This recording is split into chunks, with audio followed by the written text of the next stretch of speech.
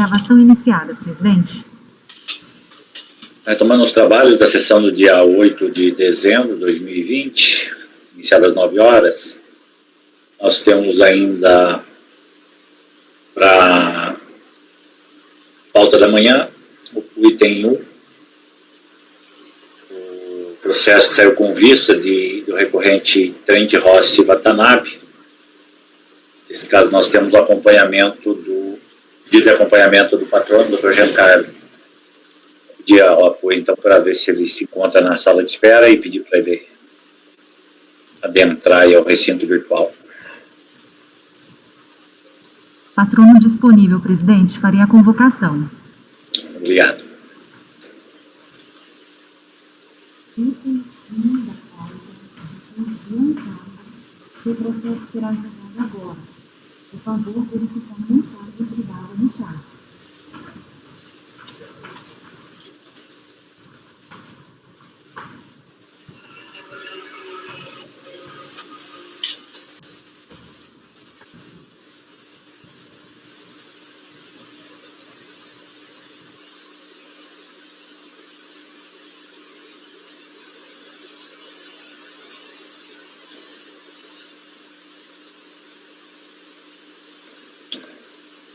Bom dia a todos.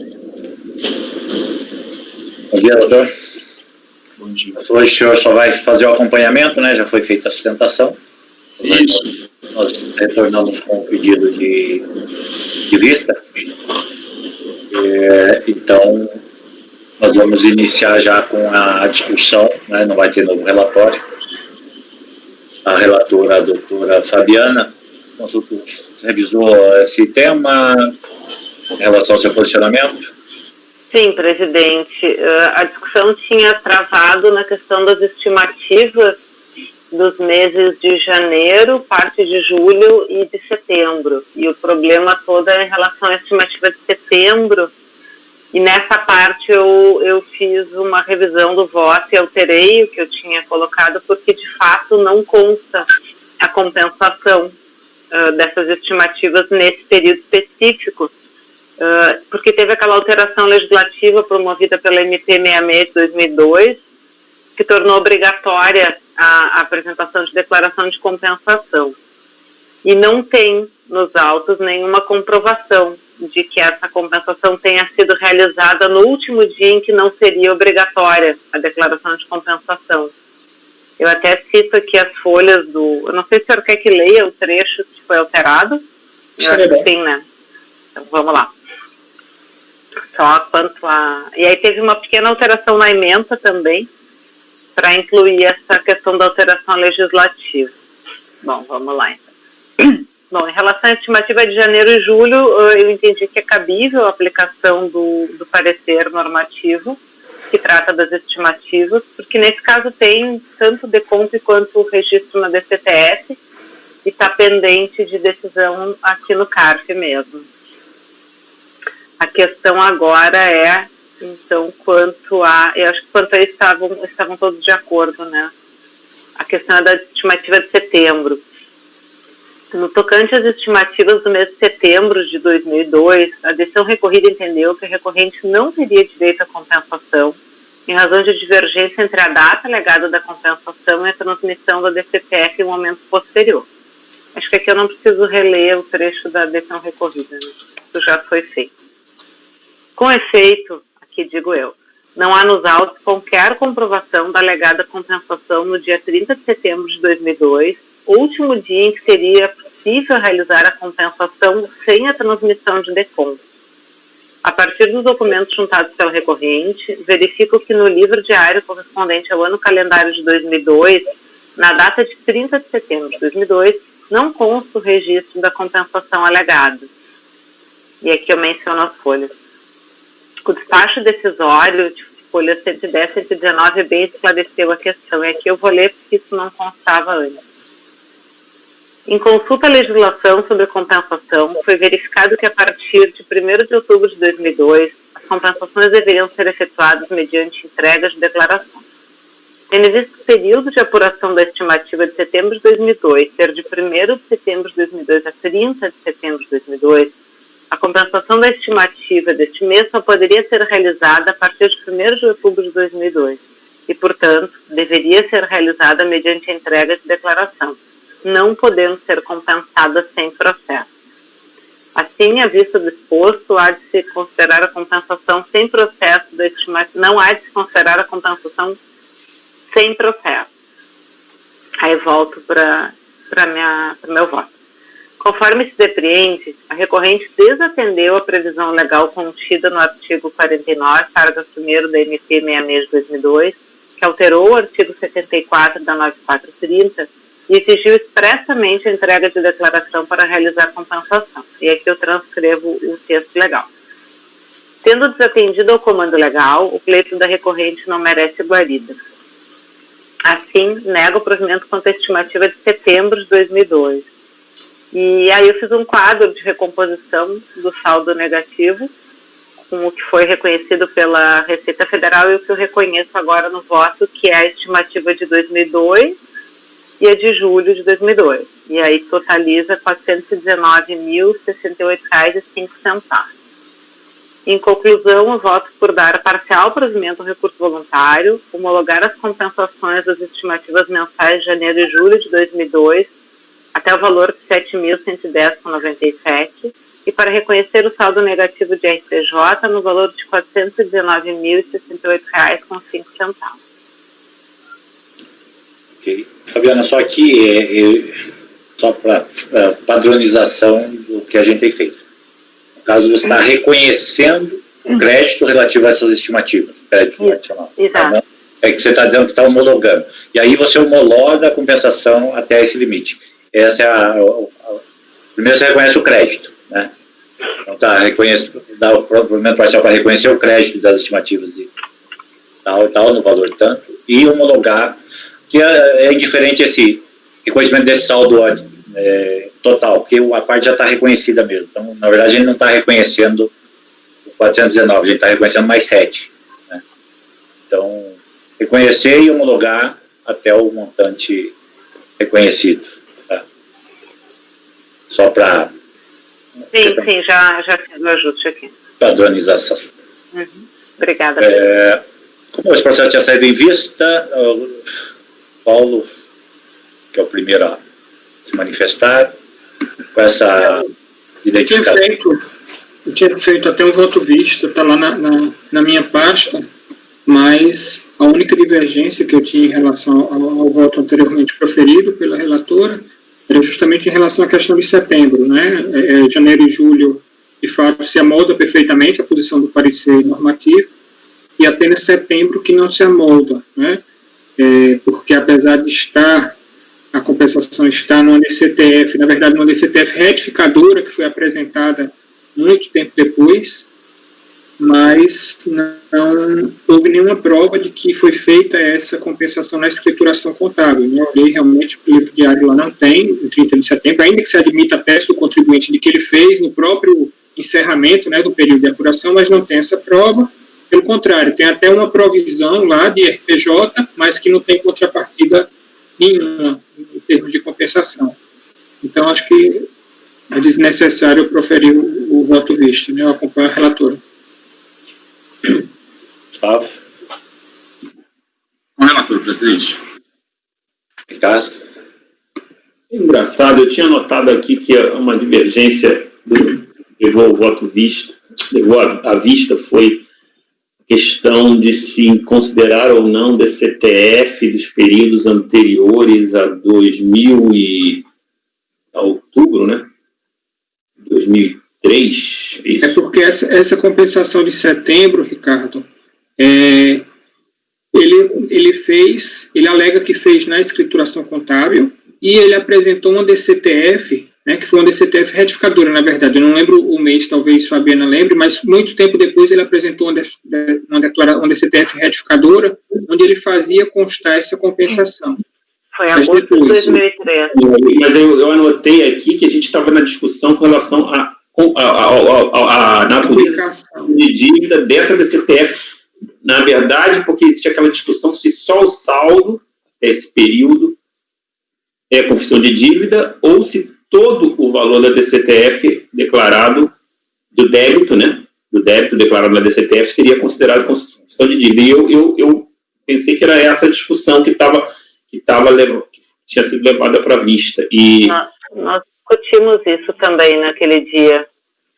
Bom, mas eu fiz uma análise aqui, mas a minha posição ela é uma posição que eu sou bastante seguro em relação a isso, mas como os diversos julgados do CAR adotam essa posição do só o saldo desse período, que era a confissão de dívida, que essa era a posição da Receita, uma posição, a meu ver, equivocada, mas eu vou usar o argumento da prática, né? Se a Receita não mandava isso para a dívida ativa, não sou eu aqui que vou ficar considerando que a confissão de dívida era todo o débito, então era só o saldo. Mas, pelo jeito, isso não está sendo nem levantado aí mais, então eu acompanho a relatora. Gustavo? Só para não ficar incoerente, presidente, a minha posição é similar à do Ricardo, né? Eu tenho uma posição que difere de vocês, eu ainda acho que essa cobrança dessas estimativas compensadas sem declaração teria que ser feito via lançamento, mas, ou então se reconhece, das duas, ou se reconhece que se faz por lançamento ou se reconhece a confissão integral. Mas, de qualquer forma, parece que o problema aqui vai além disso, quer dizer, vai antes disso, a falta de comprovação da própria compensação em si, né? Então eu não teria que entrar nessa discussão. Mas é de setembro, né? O problema é que eu acho que é de setembro só. A anterior teve DCTF posterior a esse período, a essas duas que foram... Eu estava olhando aqui, realmente a anotação que eu tenho era que a vista era em cima dessa questão da validade da DCTF como confissão de dívida. Esse era o grande foco. Essa foi uma das discussões. Eu tenho essa posição. Porque eu também. E aí eu queria saber, como foi falado em DCTF retificadora apresentada bem depois, em relação a esses dois períodos também tem DCTF apresentada posteriormente? Em relação aos outros períodos, não teve essa discussão porque tem decomp. O problema aqui é considerar a compensação. Esse foi o problema da questão do mês de setembro, porque teve a alteração legislativa. As duas tem decomp? Essa que você reconheceu tem decomp? Sim. Tem decomp, tem DCTF, tem manifestação de inconformidade, inclusive pendente de... Está no próprio CARF, já teve o julgamento da manifestação, tem recurso. A questão dessa de setembro, especificamente, aí a discussão realmente acabou indo para se considerar ou não como confissão, mas tem uma questão prévia que é a comprovação da compensação. E aí que eu fui revisitar o voto nesse sentido. Sem dúvida que a DCTF constitui a dívida, é a confissão de dívida. A questão aqui é que não tem prova da compensação alegada. E como o Paulo bem referiu, ela foi constar apenas na DCTF em agosto de 2013, uma DCTF retificadora. Então, se tivesse a prova da compensação, ok, só que não tem prova. E aí eu olhei os autos e, de fato, não tem nenhuma comprovação de que houve essa compensação. Ok. Gustavo e André pediram. Gustavo, está ok? Satisfeito? André. Então, tem uma exceção aí nesse caso, Fabiana, que realmente a regra era que a partir de outubro de 2002 deveria ser apresentado somente por intermédio do PGD PERDECOMP. Mas tem uma IN, SRF 360, de 24 de setembro de 2003, que ela estendeu esse prazo até a data de publicação dessa IN. Então, a obrigatoriedade, de fato, era a partir de 1º de outubro de 2003. Então, até essa data, 30 de setembro de 2003, ainda poderia ser apresentado, ser feita via DCTF, mas não é um caso em discussão, é só para poder trazer essa questão. É uma exceção e tem essa IN que regulamentou isso. Ok?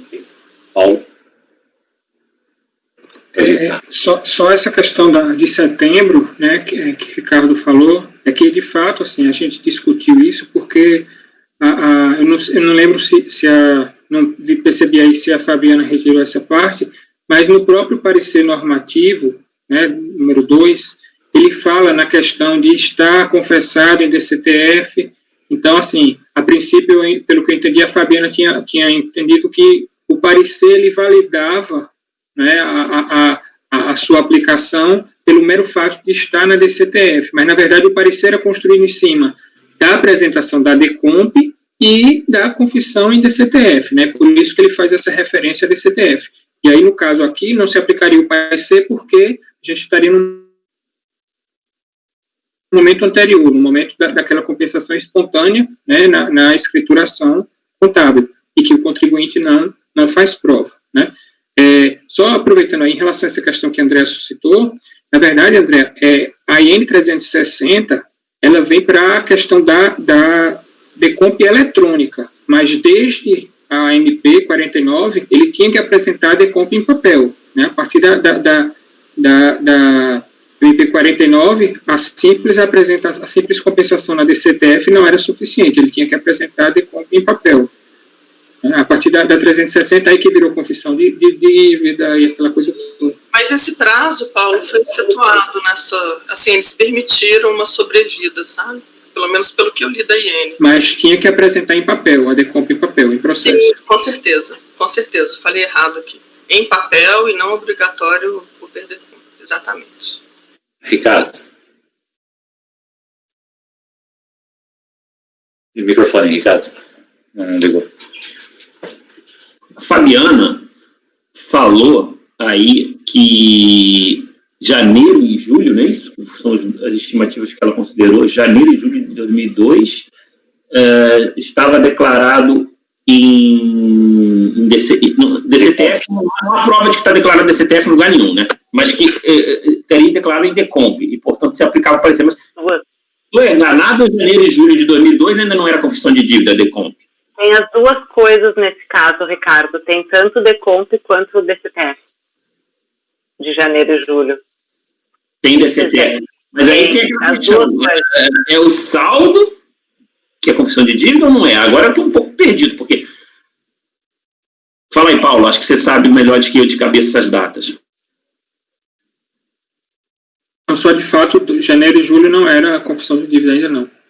Só vai ser a confissão em outubro de 2003. Esse problema. Então, outubro é o seguinte, a confissão de dívida era somente da CTF. Agora, a discussão que existe é o total do débito ou o saldo, ou seja, o débito declarado menos a parte que o contribuinte diz que está compensado.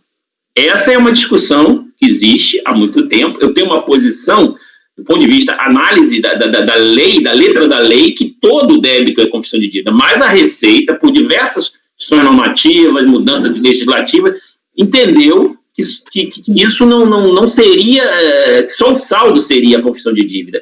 Isso até provocou a mudança legislativa para considerar a DECOMP também confissão de dívida, de modo que ela não encaminhava tais débitos, na época, para a Fazenda, para a dívida ativa. Não sei como é que ficou essa história.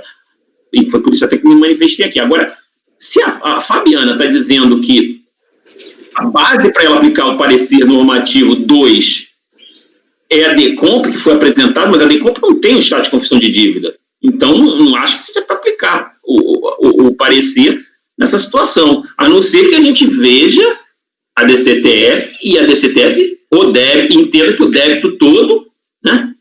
O débito todo que foi declarado teve o estado de confissão de dívida, mas eu mesmo já estou, vamos dizer assim, me rendendo a esse entendimento aí que parece ser majoritário no CARF, de que só o saldo seria de confissão de dívida da DCTF.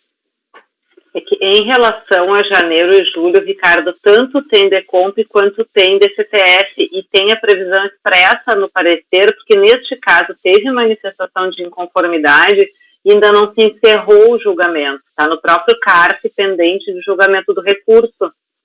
Elas tinham sido não homologadas, as compensações, e aí teve a manifestação de inconformidade. E aí depois teve recurso. E essa hipótese especificamente está contemplada no parecer. Quando tem ainda pendência do julgamento, se entende que foi feita a declaração de compensação e isso foi compensado em DCTF, então pode considerar estimativa porque não vai ter prejuízo nenhum para o fisco. Essa situação específica está contemplada no parecer, por isso que eu entendi que para janeiro e julho era aplicável. No outro caso, a questão é de falta de comprovação de que houve a compensação. Não sei se foi clara.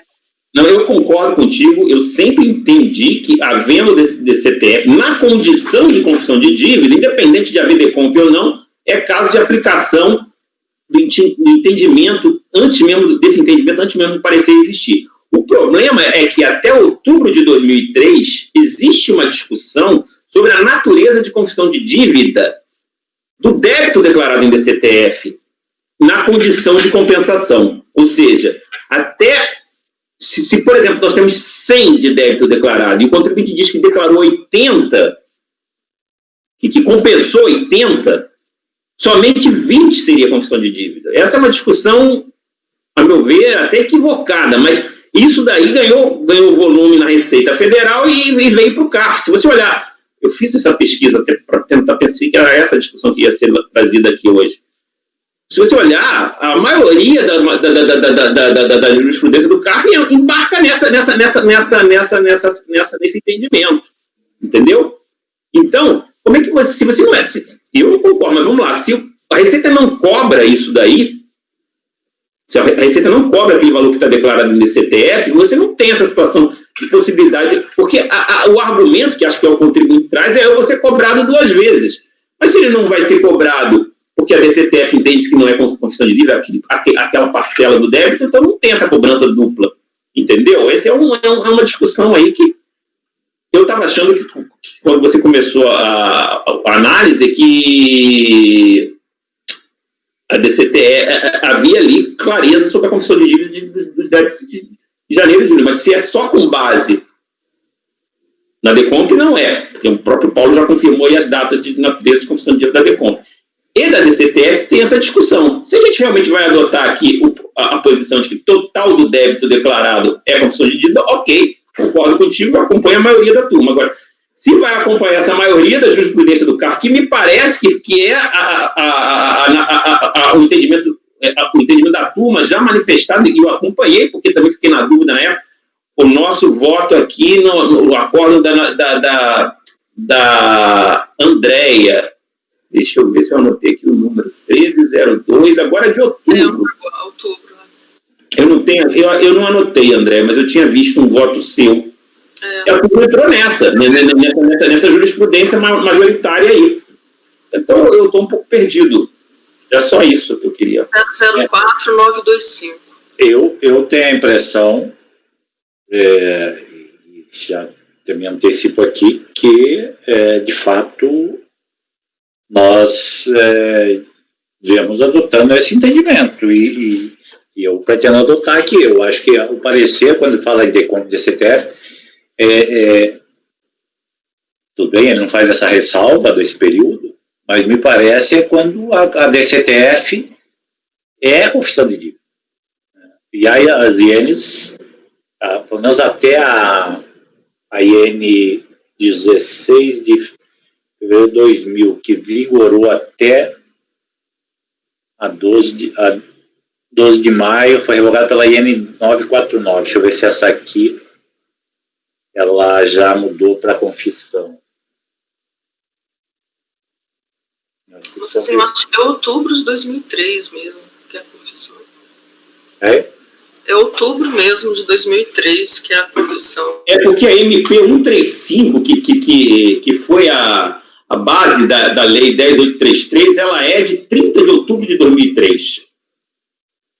Não, mas aqui, ó, a 255, de 11 de dezembro de 2002, que veio a dizer que, ó, mesmo quando o saldo apurado, seja por compensação, a forma como a extinção não é comprovada, ela também vai para cobrança, com multa de mora. Então, a partir de dezembro de 2002, isso ficou pacificado por essa IN 255.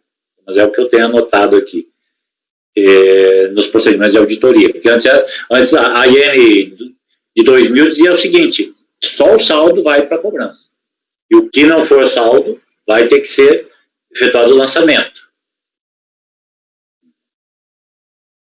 É isso mesmo, Matosinho. Eu estava revendo o meu voto aqui. Não é isso?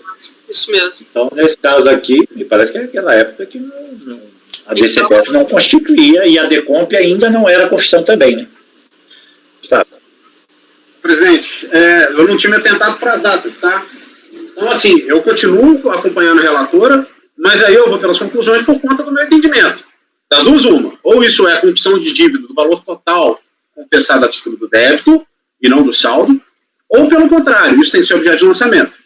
Então, eu vou manter a minha posição que eu venho adotando desde algum tempo, vou acompanhar a relatora, mas só pelas conclusões, porque eu tenho essa fundamentação, tá, Fabiana? Eu já trago de votos anteriores meus, inclusive, quanto ao problema das compensações anteriores à data lá da MP que o Ricardo citou. Para mim, ela é confissão de dívida por conta do decreto lá de 1900 e cafunga, que é o decreto 2000 os quebrados, que agora eu não lembro.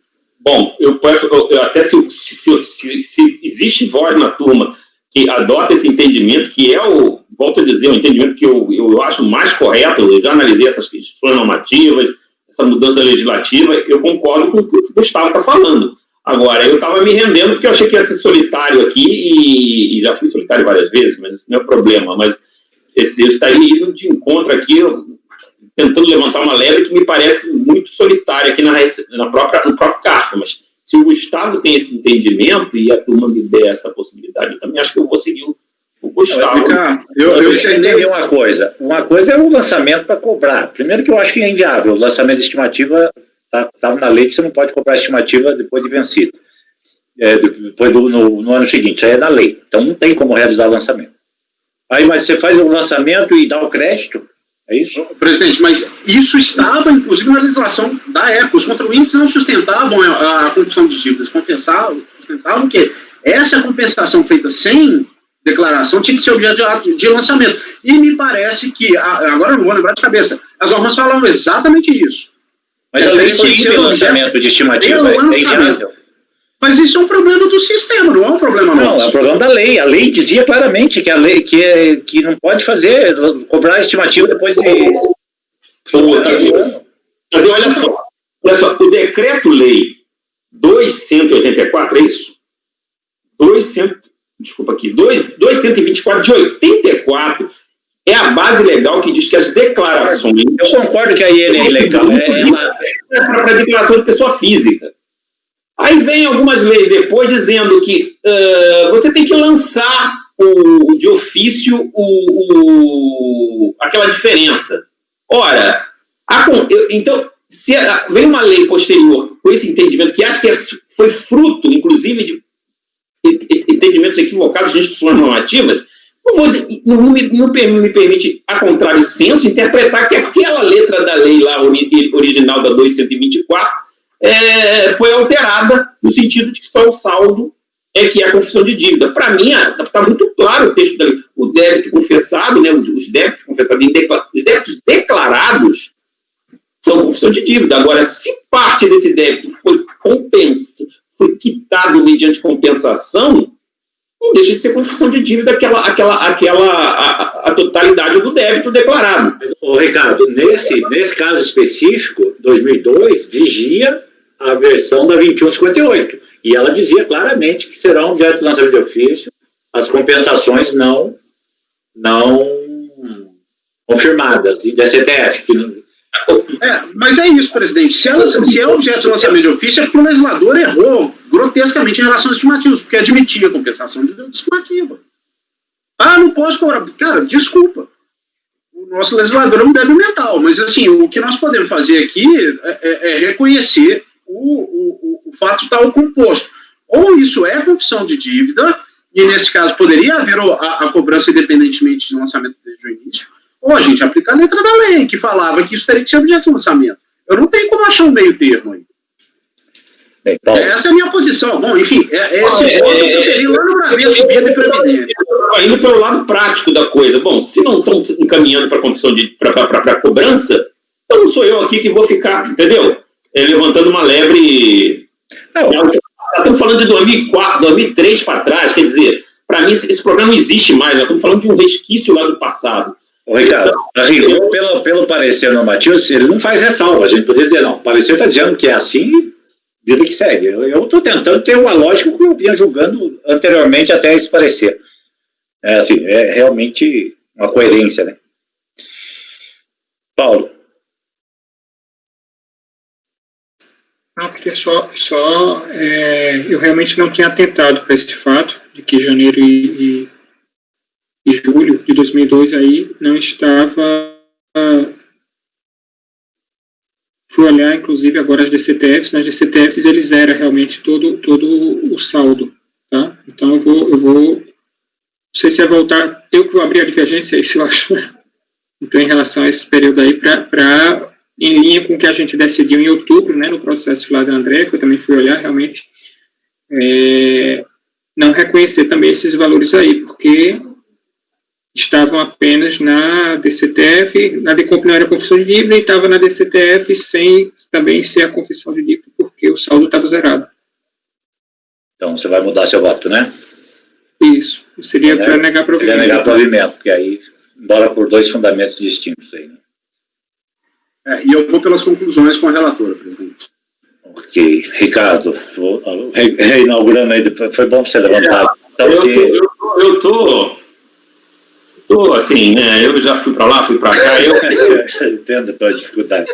Ricardo, essa coisa de compensação é muito difícil. Isso aí é um resquício, houve esse entendimento da Receita, eu vou já acompanhar a Andréia no caso anterior, eu não vou mais mudar, não. Eu faço só essas ressalvas aí, que também, infelizmente, não tenho aqui pretensão de corrigir nada, porque acho que essa discussão já está meio que superada. Eu vou acompanhar aí a divergência do Paulo. Vai acompanhar a divergência, ok. Flávio. Assustador, né, presidente? Assustador essa complicação dessas compensações, mas eu vou acompanhar a relatora. André? Eu tenho um voto muito recente e, nesse sentido, né, eu acompanho a divergência do Paulo. Ok. Cláudio? Não sei se você lembra de ter votado assim ou assado. Eu não lembro do voto. Em outubro foi unânime, tá, gente? Só para destacar que em outubro a decisão foi unânime, tá? Foi? Cara, eu nunca votei nesse sentido. Votou. Eu não minto nada. Então você votou enganado. Eu vou usar o vídeo aqui para consignar a minha divergência, porque eu tenho um precedente do Bradesco que eu votei, que eu coloquei essa posição. E essa discussão eu sempre trago ela aqui. Eu sempre coloco ela, consigno ela. Mas você fez até a ressalva, Gustavo, mas você já votou nessa posição. Vou manter a minha, então, aqui, faço a ressalva que errei no último caso. Talvez não tenha sido um caso idêntico também, né? Não, teve maioria. Pode ter tido alguma particularidade, não sei. Maioria. Teve uma parte unânime e uma parte maioria. Então. Mas essa parte daí foi unânime, Fabiano. Essa parte foi unânime, tem razão. A Fabiana também já estava no colegiado? Foi outubro. Bem, Cláudio.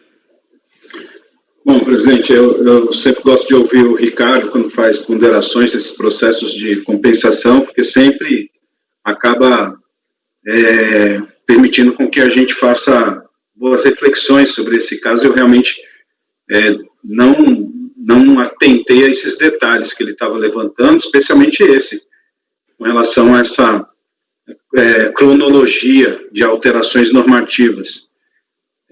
Eu vou votar pelas conclusões pelo seguinte: não, Fabiano, eu concordo com o seu voto, acho que o voto está muito bem articulado, muito bem feito, mas é porque eu preciso estudar e entender melhor isso aí que o Ricardo está levantando. E eu me lembro que, de fato, eu até anotei aqui que esse era o ponto nevrálgico da discussão que se teve na sessão anterior, né? Depois, como veio uma outra discussão, então eu vou acompanhar a relatora, presidente, mas só fazendo essa ressalva de acompanhar pelas conclusões, até para eu poder examinar melhor essa questão, como era o regime de compensação lá atrás. Tá. Só para ficar claro que está tendo, só para vocês, né, já votaram no outro sentido, tá? Os 3 aí. Tá? Mas eu votei inicialmente, sempre me posicionei nesse sentido, presidente. Eu não sei o motivo pelo qual eu votei na última, na sessão de outubro, com a relatora. Eu sempre manifestei, eu tenho um voto explícito nesse sentido, que eu fiquei vencido. O vencedor foi o Paulinho, que foi desse processo, ex-presidente do Bradesco, Vida e Previdência. Então, assim, eu sempre defendi isso aqui. Eu acho que até eu manifestei que eu iria reanalisar, porque talvez a questão fosse de lançamento. Eu tinha refutado a posição do contribuinte que exigia lançamento. Eu falei que era confissão de dívida. Depois eu parei para pensar, olha, ou se não é confissão, é lançamento. Mas eu sempre posicionei assim. Então, eu não sei o motivo pelo qual eu votei com a relatora no último caso. Peço desculpa e deixo claro que votei errado. Tá? Só para deixar claro que eu não sou incoerente aqui, não sou doidão. Eu posso ter seguido porque a maioria estava votando assim, então não sei. Ok. Não, só fiz a ressalva, eu vou divergir, vou acompanhar a divergência, eu entendo assim, por acidentes da legislação, eu acho que começou equivocadamente, como bem aponta o Ricardo, na IN, mas nós tivemos um período aí da Receita que, dessa época, aí, entre 95 e 2002, que era comum a IN se antecipar à lei e adotar algumas coisas não tanto adequadas ao texto legal. E essa IN de 2000, por exemplo, tratava claramente a DCTF como uma declaração que só confessava o saldo. E a Receita nunca, nem poderia cobrar nessa linha. Né? Depois veio a MP 2158, que é de 2001, né? E oficializou isso. Né? Aí veio uma MP, a 77, que mudou esse dispositivo, mas ela caducou, mas acho que produziu seus efeitos. Tem aquela coisa da convalidação lá pelo Congresso, dos efeitos. E, finalmente, a 10833, que é de dezembro de 2003, que voltou, que deu uma nova configuração a esse artigo 18, que tinha sido alterado pelo 90 da MP 2158. Aliás, deu uma nova configuração ao artigo 90 da MP 2158, dizendo que não, que só lançamento de ofício aquilo que não é confessado na declaração. Né? Limitou, aliás, a cobrança de multas. Só, né? Então, a declaração é a confissão de dívida. Mas, em 2000, saiu essa IN e voltou a posicionamento que é de acordo com o decreto-lei mencionado pelo Ricardo, que ela é a confissão de dívida. Bom, dito isto, pedindo vênia aí a relatora, eu divirjo, né, assim, para mim o sistema tem uma lógica. Você pode dar o crédito daquilo que vai ser cobrado. Essa é a lógica do parecer normativo. Se não pode ser cobrado, e não pode, a estimativa não pode ser cobrada. Passou o ano e não pode ser cobrado, está lá na lei da estimativa. Você pode cobrar uma multa isolada. Então você não pode dar o crédito. Tudo bem, o contribuinte, você não está cobrando dele 2 vezes. A lógica do parecer é não cobrar 2 vezes. Então você não está cobrando 2 vezes, eu não vou dar, eu não posso mais cobrar lá, mas também não vou dar aqui, nesse segundo momento. Então, caso não subsista lá o crédito na compensação. Então ficou aqui voto qualidade? Qualidade, né? Por negar provimento. Cléucio, não foi pelas conclusões? Da relatora. Da relatora. Então, nós vamos, por voto de qualidade, negar provimento. A relatora dá o provimento parcial. André, você já tem um voto? Posso designar você? Pode. Designar André. O Gustavo vai pedir declaração. Presidente, não, eu já tenho minha posição aí, eu já manifestei essa posição antes. Eu teria que fazer uma declaração de voto no outro processo lá que eu votei a favor. Isso não dá mais. Tá. Então vai ficar por voto de qualidade negado provimento ao recurso, vencidos os conselheiros Fabiana, Flávio, Gustavo e Cléucio, que davam um provimento parcial, designada para redigir o voto a conselheira André. Ok, doutor Jantar? Tá ok, obrigado, bom dia a todos. Bom dia. Presidente, só para registrar que eu fui pelas conclusões. Ok. Eu também.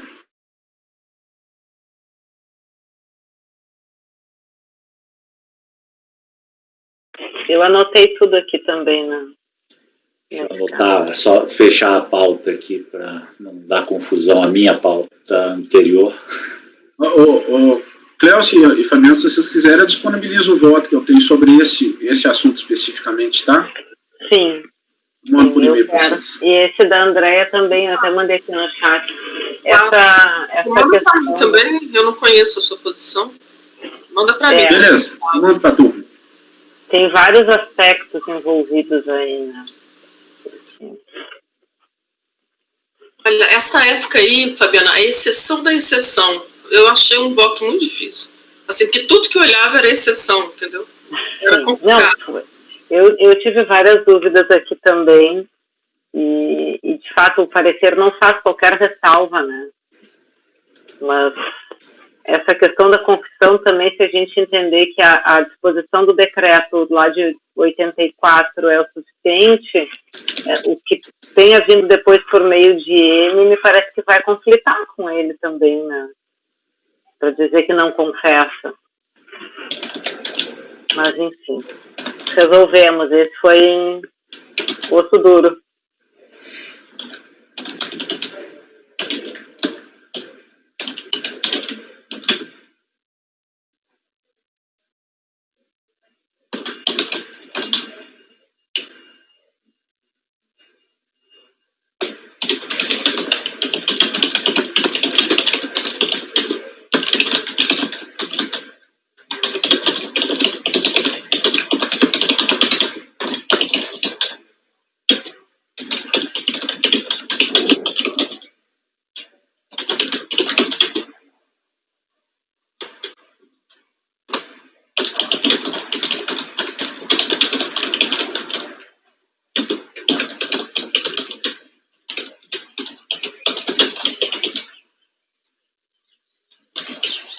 Aqui, eu estou salvando a minha pasta dessa sessão, tá? Porque fica mais fácil que mandar por e-mail.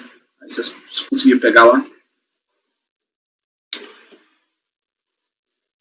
Bem, então está registrado aqui, voto de qualidade, negar provimento ao recurso, vencidos os conselheiros Fabiana, Gustavo, Flávio e Clécio, que davam provimento parcial. Os conselheiros Gustavo e Clécio votaram pelas conclusões da relatora, designado para redigir o voto, conselheiro André. Deixa eu ver aqui, nós vamos na manhã até o item 12, né? Acho que só consultar o apoio. Temos mais uma sustentação pela manhã? Sim, o patrono do item 11, presidente, está disponível, e do item 12 não compareceu à sala de julgamento. Tá, então vamos fazer o item 11. Pode convocar o patrono para a sala, por favor. Ok, presidente, farei a convocação. Então, item 11, o recorrente é Telemix celular, relatora Paulo. Doutor Gabriel Barros, seu processo será julgado agora. Por favor, verificar a mensagem privada no chat.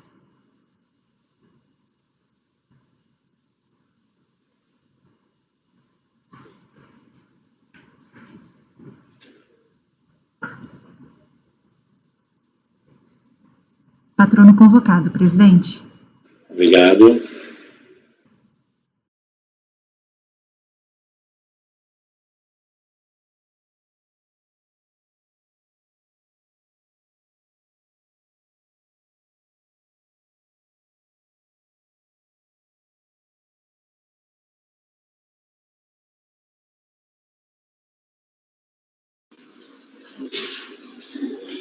Bom dia a todos.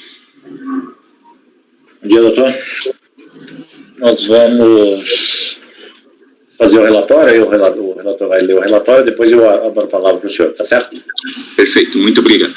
Obrigado. Peço que mantenha o microfone desligado até a sua intervenção. Olá, Paulo. Ok. Bom, trata-se de recurso voluntário, de custo de decisão da RJ, julgou parcialmente procedente a impugnação apresentada pelo sujeito passivo. O presente processo se originou de autos de infração para exigência de imposto de renda retido na fonte, em relação a diversos períodos de apuração contidos nos anos calendários de 2000, 2001, 2002 e 2004. Conforme descrição contida no próprio auto de infração, o lançamento decorre da divergência entre os valores confessados em DCTF e aqueles retidos pela autuada, conforme informações constantes de declarações de DIFs, né, Aos valores não declarados em DCTF, mas pagos, foi aplicada a multa de ofício de 75%. Aos não declarados nem pagos, a multa de ofício qualificada no percentual de 150% por haver sido caracterizada a apropriação indébita. Certificado do lançamento, a recorrente apresentou impugnação na qual sustenta preliminarmente a decadência dos valores relativos ao ano calendário 2000, equívoco da autoridade fiscal ao considerar que os períodos de apuração dos tributos declarados no DCTF correspondem aos mesmos períodos da DIF, que, enquanto para o recolhimento o prazo é até o terceiro dia útil da semana subsequente aos fatos geradores, e na DCTF os valores são declarados por período de apuração, diário, semanal, decendial, quinzenal ou mensal. A DIF contempla apenas informações mensais. Então, basicamente, a questão aqui, a matéria de defesa do contribuinte tem a ver com essa questão da divergência entre os períodos, né, da DIF e da DCTF. Que assim haveria descompasso temporal entre os valores comparados pela autoridade fiscal, resultando na exigência com base em divergências inexistentes. Quanto ao Código de Receita 59 e 52, informação da DIF, os valores foram informados em DCTF por meio da utilização de outros códigos de receita que estão apontados aí. A inaplicabilidade da multa de ofício 150%, uma vez que todos os valores devidos foram pagos. E, por último, a inexigibilidade dos valores referentes aos montantes principais dos débitos considerados não declarados e pagos, pois já houve o pagamento, né? Então, o contribuinte defendia que apenas deveria ser exigida a multa. No meio do despacho decisório de folhas, foi determinada a realização de diligência para verificar a procedência das alegações da recorrente, resultando no relatório de informação fiscal de folhas. A RJ proferiu, então, o acordo, no qual reconheceu a decadência dos valores lançados relativamente ao ano calendário 2000 e a parcial procedência das alegações de descompasso entre os valores informados em DIF e aqueles pagos e ou confessados em DCTF, e de divergência quanto ao código de receita utilizado. Foi mantida ainda a qualificação da multa de ofício, uma vez que houve a retenção sem o devido recolhimento dos impostos. Por fim, foi permitida a alocação dos pagamentos realizados antes do lançamento aos valores constituídos de ofício, com o afastamento da multa proporcional. A decisão recebeu a seguinte emenda. No instante da liquidação do referido acórdão, foi constatado que os pagamentos cuja alocação foi determinada na decisão de primeira instância já se encontravam alocados a débitos confessados pela recorrente em DCTF, de modo que foi solicitada a manifestação da autoridade julgadora. Foi proferido, então, novo acórdão, que ratificou a decisão anterior, retirando a determinação para alocação dos pagamentos realizados sob o Código de Receita 0588 e cancelando os débitos referentes ao Código de Receita 59 e 52, cuja alocação de pagamentos havia sido determinada. Pois a ciência do acordo foi apresentado recurso voluntário, no qual são repetidas as alegações de descompasso entre os períodos de apuração. Se defende que os débitos remanescentes após a decisão de primeira instância devem ser extintos. Trata-se, então, individualizadamente de parte dos referidos débitos, com as justificativas para sua improcedência. Em relação ao débito relativo ao Código de Receita 0561, período de apuração de julho de 2002, no valor de R$ 75.269, argue-se ineditamente a sua compensação na escrituração comercial no mês de novembro de 2002. Já em relação ao débito referente ao Código de Receita 0561, período de apuração de outubro de 2004, no valor de 61,24, aponta-se o erro quanto ao período de apuração na constituição do crédito tributário. É o relatório. Obrigado, Paulo. Vamos lá, doutor. Já tem 15 minutos aí para sustentação. Agradeço pela palavra, senhor presidente. Muito bom dia a todos os conselheiros. Vou compartilhar uma breve apresentação.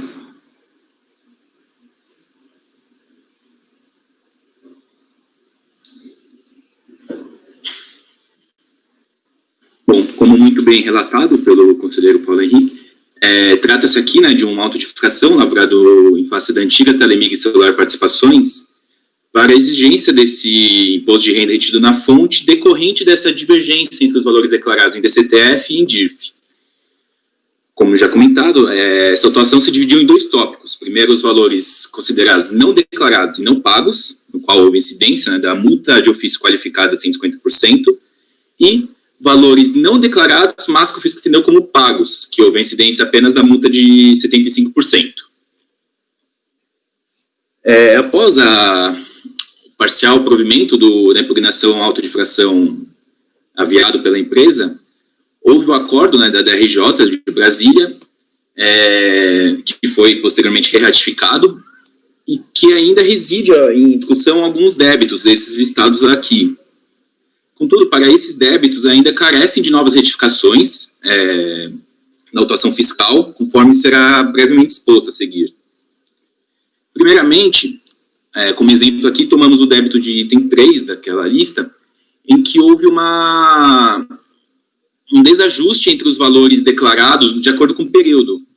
Como bem sabemos, na DCTF, o imposto de renda retido na fonte, ele pode ser declarado semanalmente, ou seja, no mesmo documento que é enviado mensalmente pela empresa, eu posso ter entre 4 ou 5 períodos de apuração diferentes. Já para a DIRF não, para a DIRF que é enviada anualmente pela empresa, eu só declaro os valores no respectivo mês, um valor consolidado. Então, por esse motivo de desencontro entre os valores, né, por haver períodos de apuração diferentes entre um documento e outro, acabou afetando na análise do fisco para realizar a sua autuação fiscal, que acabou gerando esse equívoco nos valores lançados. Para esse caso, especificamente, podemos ver aqui grifado em amarelo que o fisco apurou somente no período de apuração de junho de 2001, em DCTF, o valor de R$ 77.418, ao passo que na DIRF foi o valor de R$ 79.239. Entretanto, se ele tivesse realizado a análise contemplando todo o trimestre, o qual esse período foi abarcado, no caso seria o segundo trimestre do ano calendário de 2001, ele veria que a divergência seria bem menor do que a que ele de fato lançou, no caso aqui seria apenas R$ 243. Essa narrativa, ela se repete para demais outros débitos, como os débitos de item 3, já comentado, débito de item 4, 5, e outros, em que houve esse descompasso dos valores em função do fisco não ter feito essa análise aglobando todo o trimestre do período. Caso ele tivesse feito, ele veria que os valores lançados seriam bem menores do que os de fato que estão sendo exigidos. Prosseguindo também na análise realizada pelo fisco, nota-se que também houve um erro de código de receita entre os valores declarados na DCTF e na DIRF. Isso porque, na legislação vigente à época, que neste caso, para o ano calendário de 2004, era permitido o contribuinte apurar o seu imposto de renda retido na fonte sob o código de receita 5952, sendo divergente do código de receita constante na DIRF. Isso também provocou esse desajuste do fisco ao realizar sua análise para a autuação fiscal, que, no caso aqui, né, do débito de item 13, apurado em outubro de 2004, caso ele tivesse feito essa análise, também contemplando os códigos de receita diferente, tanto também contemplando essa análise abarcando todo o último trimestre de 2004, ele verificaria que não haveria exigência alguma para esse período, em oposto ao que ele de fato lançou, que aqui no caso foi R$ 6.510. Prosseguindo também uma outra divergência aqui entre os dois documentos, em que na DCTF, conforme já falado, que o período de apuração pode ser semanalmente, há casos em que a semana se começa no encerramento do mês anterior e se encerra no início do mês atual. Aqui podemos ver neste exemplo, o débito de item 8, foi apurado conforme o fisco em janeiro de 2004, que a primeira semana declarada em DCTF se iniciou em 28/12/2003. Ou seja, no documento enviado pela empresa no início de 2004, ainda há débitos referentes ao ano calendário de 2003, ao ano calendário anterior. Isso gera um descompasso também para a análise do fisco, que ele acaba apurando o débito um pouco menor do que o que de fato deveria ser. Então, aqui no caso, ele apurou uma divergência de 8.243, sendo que, no caso, se ele contemplasse também o encerramento do ano calendário anterior, o último mês do ano calendário anterior, ele veria que a divergência seria bem menor do que a que ele de fato lançou, que no caso seria R$ 3.964. Prosseguindo para outra situação, há também, além desse conflito entre as semanas, a inobservância do campo de 13º constante na DIRF. Nesse caso aqui que destacamos, o débito de item 14, apurado dezembro de 2004, nota-se que houve, além dessa problemática também de que a primeira semana de 2005 se iniciou em 28/12 de 2004, há também um campo referente a 13º salário constante na DIRF, nesse caso aqui na DIRF, acostada às folhas 61 do processo administrativo. Então, até verifica-se que, conforme destacado em amarelo, o fisco ele só apurou em DCTF o valor de R$ 41.851 e em DIRF o valor R$ 83.070, sendo que ele esqueceu de observar, no começo do ano calendário 2005, o valor de R$ 82.941 em DCTF e o valor de R$ 41.722 no campo de 13º. Prosseguindo agora para outra questão, seria para a nulidade do tópico 3.2 do auto de infração, que é aquele que rememora o que se trata de débitos reputados como não declarados, mas que o fisco entendeu que foram pagos pelo contribuinte. Nesse caso, houve a incidência da multa de ofício 75%, mais a exigência do valor de principal do tributo. Contudo, para esse caso, como o próprio fisco reconhece no seu auto de infração, aqui só houve o descumprimento da obrigação acessória pelo contribuinte.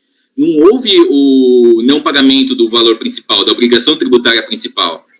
Desse modo, esse tópico deve ser decretado como nulo, havendo a extinção dos débitos, em virtude até de consonância com precedentes anteriores desse Conselho. Além, aqui destacamos que esse caso se aplica atualmente para o débito de item 1, que é o imposto de renda retido na fonte apurado em março de 2001, só que também para os débitos de item 12 e 13, que além disso tem os equívocos do fisco comentados anteriormente.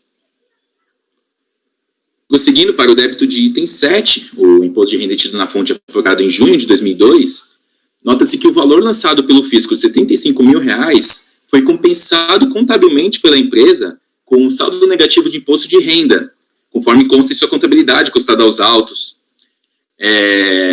Ressalta-se aqui também que para o período em questão, que é junho de 2002, não havia necessidade de uma declaração formal para efetuar essa compensação. No caso, entrava-se na vigência do artigo 66 da Lei 8.383, que só havia permissão para o contribuinte realizar essa compensação, devendo, no caso, ser comprovada depois por documentos contábeis ou fiscais.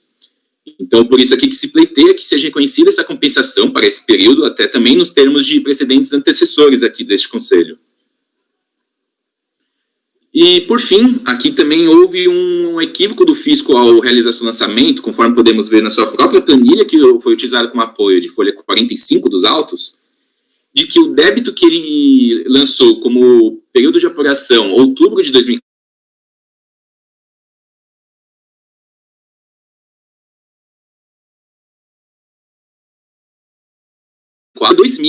Então, considera que deve ser fulminado pela decadência, até nos termos do acordo mesmo da DRJ de Brasília, que baixou todos os débitos relativos a esse ano calendário. Por isso, nós reiteramos aqui o nosso pedido de provimento do recurso voluntário, ou até caso entenda-se necessário alguma nova baixa em diligência para ver essas razões mesmo recursais mais analiticamente. E agradeço bastante pela atenção de todos e pela palavra concedida. Ok, obrigado, doutor. O senhor está compartilhando a sua tela ainda, doutor, se puder descompartilhar isto. Algum questionamento para o patrono? Podemos ir ao voto? Vamos ao voto, Paulo. Bom, recurso tempestivo. Há duas matérias, como foi relatado, há duas matérias inéditas aí no recurso. A primeira, essa suposta compensação na escrituração comercial do débito constituído em relação ao mês de junho de 2002, no valor de R$ 75.200. E aí eu não estou conhecendo dessa alegação, porque não é uma matéria de ordem pública, nem está,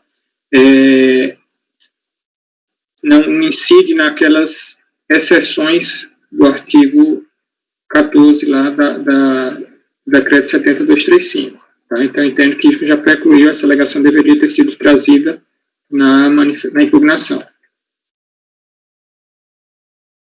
Segundo, diz respeito à questão do erro quanto ao período de apuração do débito de R$ 61,24, que foi lançado em outubro de 2004, mas a planilha mostra que ele se referiria a outubro de 2000. E aí eu estou conhecendo dessa alegação, porque aí isso implica em vício material do lançamento. Aí sim seria matéria de ordem pública. Tá? Então, estou conhecendo parcialmente do recurso voluntário. Ok. Consegue? Só não vou questionar aí. Alguém diverge do relator? Eu estou só tentando entender, presidente, desculpa. Essa primeira matéria que você não está conhecendo, Paulo, não entendi. Ele diz que no recurso voluntário, ele diz que um desses 14 débitos que remanesceram da decisão da DRJ, ele teria compensado na sua escrituração contábil. Débitos ou créditos? Débito. O débito que foi constituído, ele disse que já tinha compensado esse débito na escrituração contábil dele. Ou seja, ele alega extinção via compensação. Isso, mas ele traz isso na impugnação. E eu entendo que isso não é uma matéria de ordem pública. Extinção de crédito tributário? Se o contribuinte trouxer um DARF com pagamento, a gente não vai ter que reconhecer. Mas isso aí é na liquidação, Flavinho. Aí eles que vão olhar lá embaixo. Se o débito está existente ou não. Ele está falando que ele quitou um débito que era devido via compensação. Então, lá na hora de cobrar isso, a liquidação vai ter que olhar se esse débito existe ainda. Se ele foi compensado, beleza. Mas eu acho que isso não é objeto do contencioso. Isso não foi examinado pela autoridade fiscal, não foi examinado pelo DRJ. Entendi. Eu vou acompanhar, presidente. Ok. Então, unanimidade de conhecer parcialmente do recurso, nós temos voto do relator. Já vou registrar essa. Pode seguir, Paulo. Das divergências apuradas. Conforme sintetizado no recurso voluntário, após a decisão de primeira instância, remanescem os seguintes valores da autuação. E eu repito o mesmo quadro que o patrono já apresentou, são 14 débitos. A recorrente não se insurge expressamente em relação a 2 desses débitos, que estavam apontados lá na planilha do patrono, no número 2 e no número 6, um valor de 5.720 e 1.760, pelo que estão definitivamente constituídos. Já que a alegação genérica de que seriam movidos por diferenças entre os períodos das informações prestadas em DCTF em relação àquelas contidas na DIF não é suficiente para afastá-los. Em relação aos demais débitos, seguiremos na análise a abordagem individualizada que a recorrente apresenta no seu recurso, agrupando os valores que possuem identidade.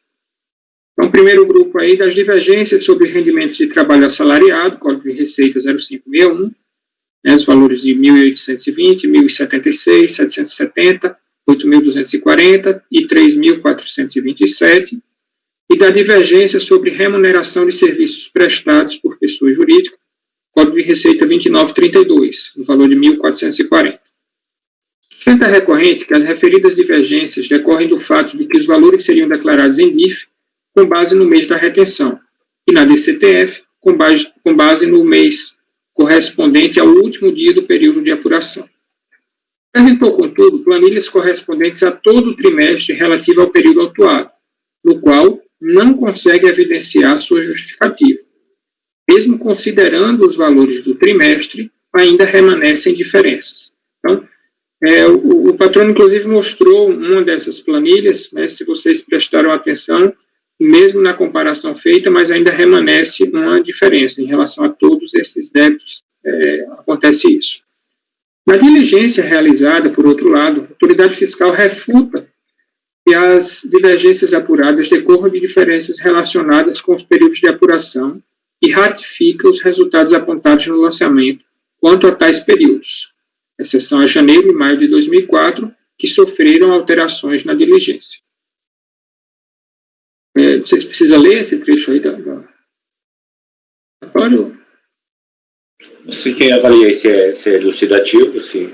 Eu vou ler, é pequeno. Esclarece que o levantamento dos valores para comparação com a DCTF foi efetuado pelo período semanal. Então, assim, a autoridade fiscal, ela já levou em consideração esse argumento do contribuinte e tentou fazer essa comparação, de acordo com o período de apuração. Pelo menos é o que ele diz no relatório de diligência. A totalização do valor no mês de referência passa primeiramente pelo levantamento dos valores de IRRF retidos semanalmente, que irão compor aquele mês. seguindo o que dispõe a legislação em vigor, bem como por informações prestadas pelo contribuinte em planilha de conciliação entre DCTF e BIF, as folhas de 2134. Então, é só para mostrar que assim, isso daí já foi levado em consideração e ainda assim permaneceram as divergências.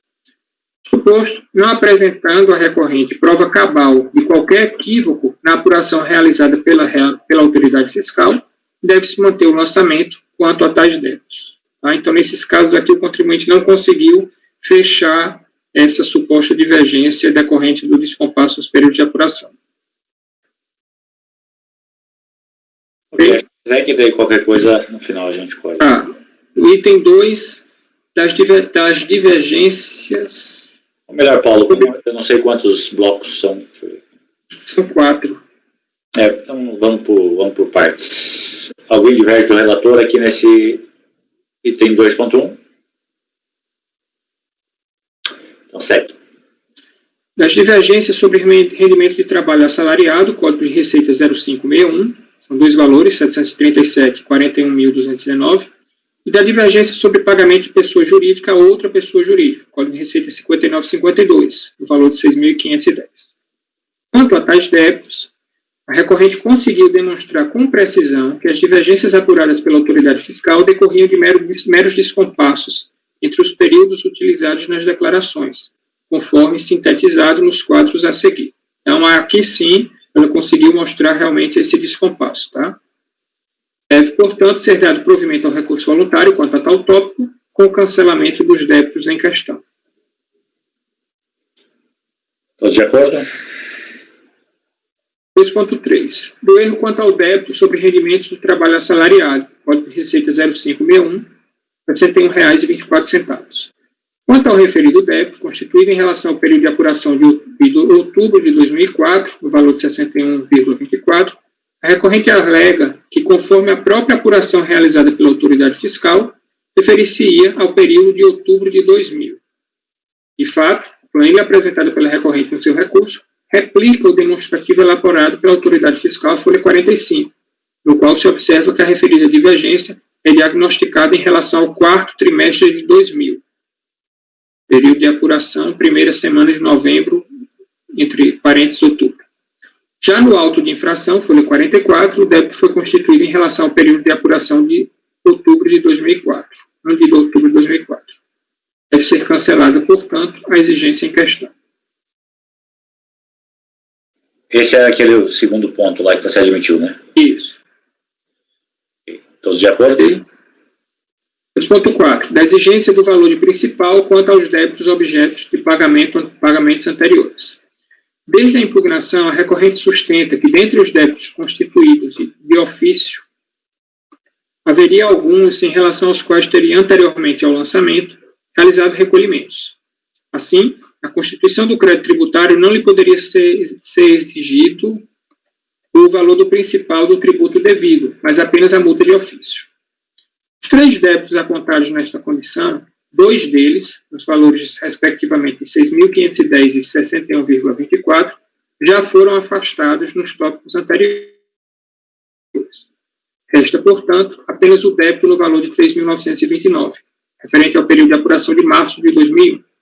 No acordo recorrido, contudo, ficou comprovado que os pagamentos anteriormente efetuados pela recorrente, em relação ao débito em questão, foram utilizados pelo sujeito passivo para compensar outros débitos de sua responsabilidade. É justamente a questão que foi abordada no segundo acordo, né, da DRJ. Contra tal conclusão, a recorrente não se insurge no seu recurso, de modo que, consequentemente, fica prejudicada a alegação de que trata o presente tópico, já que não há pagamento anterior a ser alocado. Tudo exposto, voto por conhecer parcialmente o recurso voluntário e, quanto à parte conhecida, por dar provimento parcial para cancelar os débitos relativos aos períodos de outubro de 2004, nos valores de 737, 61,24, 6.510, e dezembro de 2004, no valor de 41.219. O relator deu provimento parcial ao recurso nessas verbas, só não colhemos voto dessa última parte, todos de acordo? Então, acordo membro do colegiado. Oi? Fala, Gustavo. Houve questionamento da multa, não? Pô, essa dá muito. Não. Não. Tá Você muito fala da multa qualificada. de 50, ô, Gustavo? Para mim, Multa qualificada, da né? apropriação Não, indébita não é suficiente para qualificar a multa do ofício. Mas não tem isso no recurso, Paulo? Não. E a DRJ Passa não no derrubou, não. rápido aqui. Ok, Gustavo? Todos de acordo? Então, por unanimidade de votos, conhecer parcialmente do recurso voluntário na parte conhecida, dar-lhe provimento parcial nos termos do relatório e voto do relator. Certo? Tá, doutor? Gabriel? Muito obrigado a todos, bom trabalho. Obrigado, doutor. Boa tarde, bom dia para o senhor.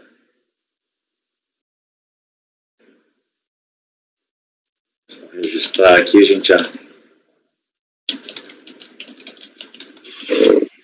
Ô, Paulo, assim, você nem analisou essa questão da qualificação, né? Queria até Ele não alegou. entender qual foi o fundamento para qualificar. Não, o fundamento foi que houve crime. Indébita. Então, assim, eu poderia até sustentar a falta de motivação e conhecer de ofício por unidade se ele tivesse falado assim, aplica-se multa de ofício. Mas ele fundamentou, tipo, não tem como conhecer dessa questão de ofício. Não tem dúvida. Mas só eu queria saber qual foi o fundamento da apropriação indébita, né? Motivação foi essa. Aí ele ignorou completamente os artigos 71, 72 e 73 da Lei 4502. Ok. Patrícia, o item 12, patrona ou a patrona, apareceu? Não compareceu à sala, presidente. Não? Então vamos deixar aqui ele por enquanto e vamos retomar aqui a sequência de pauta. Só para confirmar também seu horário hoje, como é que ficou, Patrícia? Você vai até as 3? É até a hora que você terminar. Tá. Obrigado. Então nós paramos aqui na sequência. Item 6, né? CR comercial. Tuzinho, Oi. se me permite, pode ler o relatório e voto. Eu vou ao toalete aqui do lado, estou de fone de ouvido, estou escutando. Alguém está precisando disso também? Eu preciso também. Tá bom, então... Acho que eu vou ter que relatar 1 minutinho, 2, só para o Tá bom, vou suspender 5 minutos e a gente volta. Aí todo mundo pode ficar à vontade. Você pode suspender, por favor? Já são 11h52, hein?